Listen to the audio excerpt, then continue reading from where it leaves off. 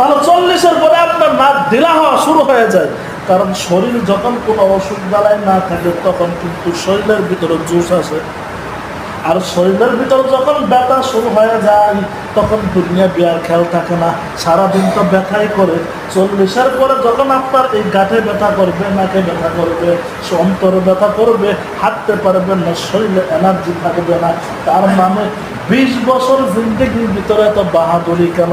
এই 20 বছর যদি আপনি ভাগ করেন দেখা যাবে 12-12-24-24-এর ভিতরে যদি 12 ঘন্টা আপনি ঘুমের ভিতরে থাকেন, 12 ঘন্টা আপনি চেতন থাকেন, 20-এর মধ্যে ভাগ করলে হবে 10। 10 বছর দুনিয়ার মধ্যে ছায়া থাকবেন। এই 10 বছরের জন্য এত বাহাদুরি কেন? এত বাহাদুরি কেন? বাহাদুরি দেখানো যাবে না। আপনি যদি আরেকটু লং চিন্তা করেন, আমার হায়াত আল্লাহ 70 বছর দিছে, তার মধ্যেও কুল্লু নাফসিন